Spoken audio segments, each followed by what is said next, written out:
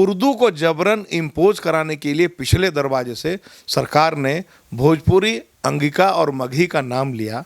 सरकार को तो उन भाषाओं से कोई मतलब नहीं है और यह सरकार प्रायोजित विवाद है। उनको लग रहा है कि उर्दू को हम अगर 24 जिले में लागू कर देंगे तो जो मुसलमान हैं इससे खुश हो जाएंगे।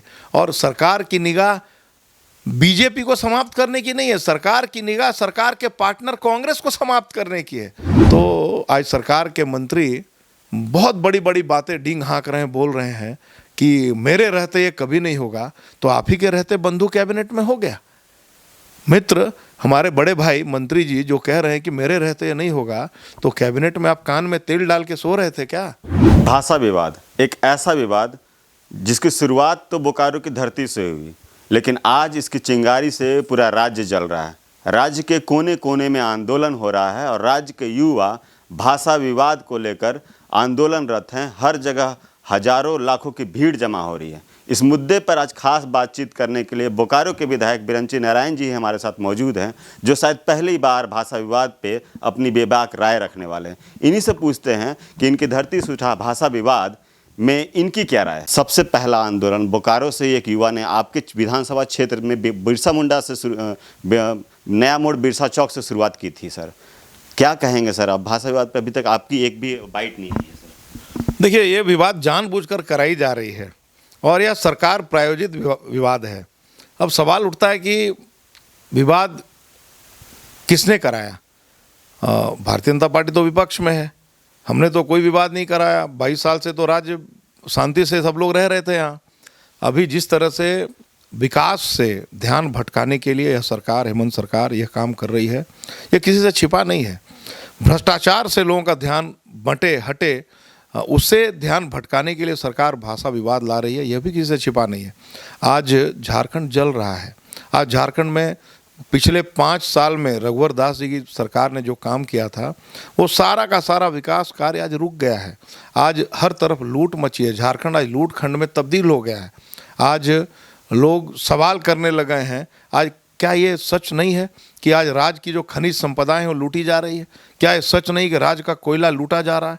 क्या ये सच नहीं है कि राज्य का पत्थर लूटा जा रहा है? क्या ये सच नहीं कि राज्य का बालू लूटा जा रहा है? क्या ये सच नहीं है कि सरकार के लोग दोनों हाथों से झारखंड के खजाने को लूट रहे हैं? उनको ऐसा लग रहा है कि काश मेरे पास 2 हाथ के बजाय अगर 10 हाथ होते तो 10 हाथ से लूटते। क्या ये सच नहीं है? तो सरकार से जब लोगों ने सवाल करना शुरू किया, मीडिया के लोगों ने सवाल करना शुरू किया, आम जनता ने सवाल करना शुरू किया, तो सरकार ने लोगों के ध्यान को भटकाने के लिए एक नया विवाद का रूप दे दिया। मेरा मानना है कि आखिर सरकार चाहती क्या है? क्यों आग लगा रही है सरकार? मैं स्वागत करता हूं जो झारखंड के मूल निवासी हैं, जो झारखंड के वनवासी हैं, आदिवासी हैं, जो झारखंड के स्थानीय हैं मूल रूप से, उनको उनका अधिकार मिलना चाहिए। सवाल उठता है कि चाहे खोरठा हो, चाहे कुरमाली हो, चाहे कुड़ुक हो या कोई भी जनजातीय भाषा हो, आखिर वो उस भाषा की पढ़ाई कौन से विद्यालय में हो रही है? आप ही बताइए, मैं आपसे पूछ रहा हूं, क्या किसी विद्यालय में इन भाषाओं की पढ़ाई हो रही है? तो सरकार को पहले ये चाहिए था कि पहले जितने भी क्षेत्रीय भाषा हैं झारखंड की, उसकी बाकायदा पढ़ाई की व्यवस्था, मुकम्मल व्यवस्था विभिन्न स्कूलों में, विद्यालय में कराने का काम करती। उसके बाद सरकार इस प्रकार का अगर योजना बनाकर लाती तो निश्चित रूप से झारखंड का भला होता। आज तो राज्य में अधिकांश विद्यालयों में 2/3 से ज़्यादा शिक्षक की भर्ती नहीं हो पाई है। आज विद्यालय में शिक्षकों का घोर अभाव है, कर्मचारियों का घोर अभाव है। ऐसे में इस प्रकार का भाषा विवाद कराना निश्चित रूप से झारखंड को आग में झोंकने के समान है। और मेरा व्यक्तिगत रूप से मानना है कि सिर्फ और सिर्फ उर्दू को जबरन इम्पोज कराने के लिए पिछले दरवाजे से सरकार ने भोजपुरी, अंगिका और मगही का नाम लिया। सरकार को तो उन भाषाओं से कोई मतलब नहीं है।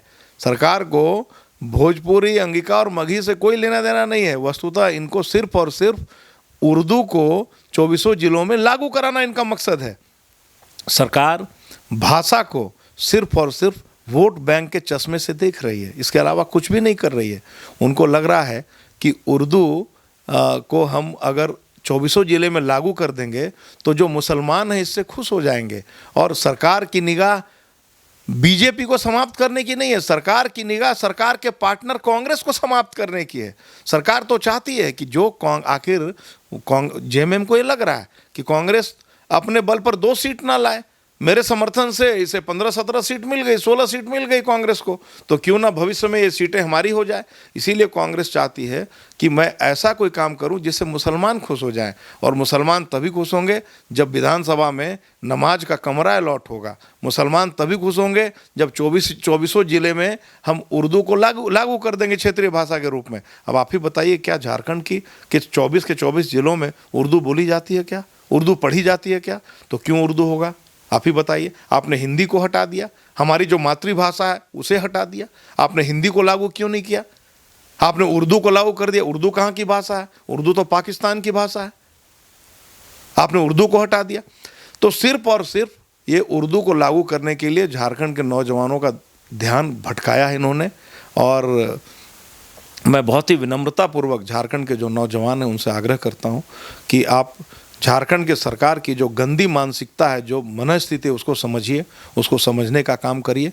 आज जब उर्दू को उन्होंने लागू कर दिया, एक सीट में, एक ज़िले में कितनी वैकेंसी होगी आप ही बताइए? किसी ज़िले में 150 होगी, किसी में 200 होगी, किसी में 250 होगी। उससे ज़्यादा वैकेंसी मुझे नहीं लगता है कि किसी ज़िले में होगी। और अगर एक बार वैकेंसी फुल हो गई तो आने वाले 25-30 साल तक फिर वैकेंसी नहीं आने वाली है ज़िले में। आएगी तो बताइए। जब एक बार वैकेंसी फुल हो गई तो कैसे वैकेंसी होगी फिर? तो अगर 200-250 लोग ही आने हैं, 300 लोग ही आने हैं, और उसमें भी अगर उर्दू के लोग आ जाएंगे ज़्यादा, अब आप कहेंगे उर्दू के लोग ही क्यों आएंगे? खोरठा वाले क्यों नहीं आएंगे? कुरमाली वाले क्यों नहीं आएंगे? कुड़ुख वाले क्यों नहीं आएंगे?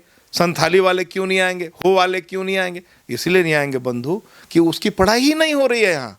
इसलिए तो मैं कह रहा हूँ कि आप पहले सारे स्कूलों में खोरठा की पढ़ाई शुरू कराइए, आप कुरमाली की पढ़ाई शुरू कराइए, आप कुड़ुख की पढ़ाई शुरू कराइए।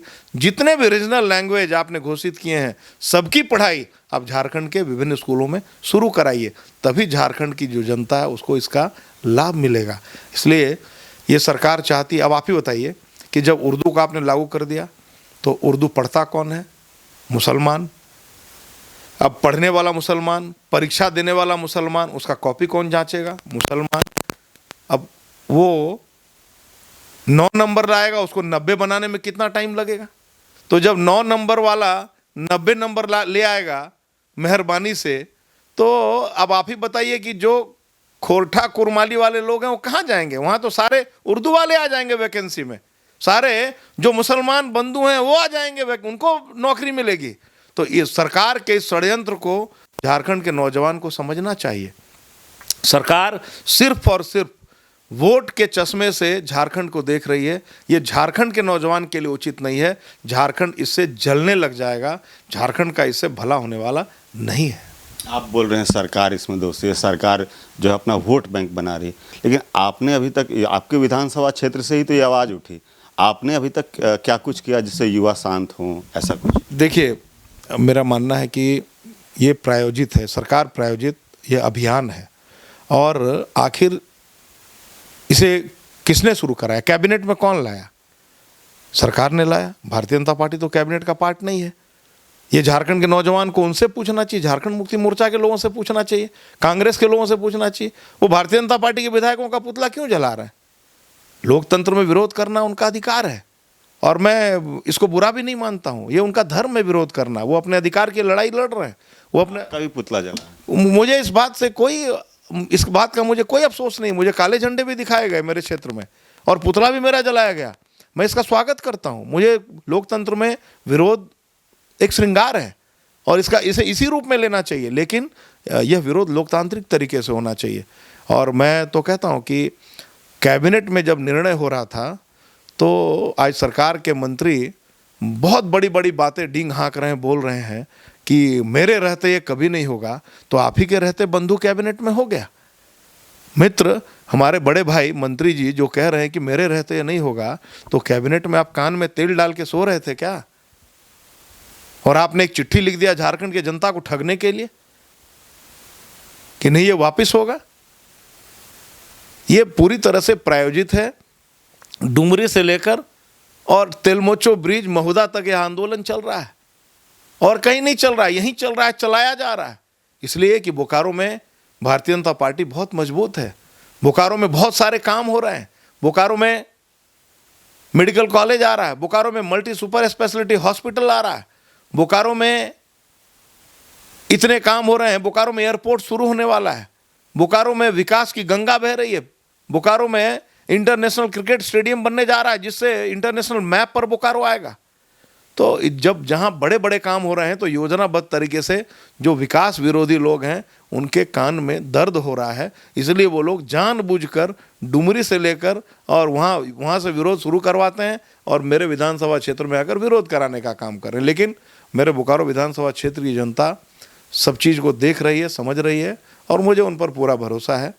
मैं प्रभु से प्रार्थना करता हूँ कि प्रभु हेमंत सोरेन को सद्बुद्धि दे, हेमंत सरकार को सद्बुद्धि दे, ताकि झारखंड को जो जलाने का काम कर रहे हैं इससे झारखंड बचे, झारखंड को आग लगाने से बचे हेमंत सोरेन, ये सद्बुद्धि जरूर दे। सर, आपके विधानसभा क्षेत्र शुरू तो हुआ, लेकिन अब ये आग जो है पूरे राज्य में जल रहा है। बगोदर में बहुत बड़ा कार्यक्रम हुआ और भी जगह हो रहा है। देखिए, ये मैंने कहा ना कि पूरी तरह से इसके लिए कोई भी जिम्मेवार अगर है तो हेमंत सरकार है और ये जो भी झारखंड में हो रहा है वो इसके कोई भी दोषी अगर होगी, कोई भी अगर इसके दोषी होंगे तो हेमंत सरकार के लोग होंगे, जो सरकार के मंत्री हैं, जो सरकार में शामिल लोग हैं। वो आज हमारे बोकारो में भय का वातावरण है। आज मैं तो कहता हूँ कि यदि बोकारो क्या, बोकारो, धनबाद, रांची, जमशेदपुर या झारखंड के किसी भी जिले में यदि झारखंड में रहने वाले किसी को भी अगर जरा भी पीड़ा होती है, पीड़ा पहुंचती है, ये सारी की सारी जवाबदेही सरकार की है। सरकार को चाहिए कि झारखंड की जनता कैसे सुरक्षित रहे, झारखंड के आवाम कैसे सुरक्षित रहे, झारखंड में लोग शांति, अमन, चैन से कैसे रहे, ये सारी की सारी जवाबदेही राज्य सरकार की है। अगर जो सरकार अगर राज्य की जनता को सुरक्षा न दे सके, उसे 1 मिनट भी रहने का अधिकार नहीं है। राज्य तो बिल्कुल अशांत हो रहा है, एक माहौल बना हुआ है। जो भी लोग बिहार वाले हैं जो यहाँ रह रहे हैं उनको लग रहा है कहीं 2002 का मामला ना हो जाए। लेकिन सर, आपके तरफ से क्या कुछ ऐसा हो रहा है जिससे ये मुद्दा शांत हो जाए? बीजेपी भी इस पर कुछ ज़्यादा कुछ बोल नहीं रहे, राजनीति नहीं। मैं आपको विश्वास दिलाता हूँ, भारतीय जनता पार्टी प्रधानमंत्री मोदी जी के नीति और सिद्धांत पर चलती है कि सबका साथ, सबका विकास। और हम हेमंत सोरेन जैसे से भी यही आग्रह करते हैं कि कोई भी राज्य तब तक विकास के रास्ते पर आगे नहीं बढ़ सकता जब तक वहाँ अमन, चैन और शांति नहीं होगी, और शांति कभी भी आग लगा के नहीं हो सकती। हेमंत जी, आप इस बात को समझिए और जल्दी से जल्दी कैसे यह आग बुझे इसकी चिंता करिए।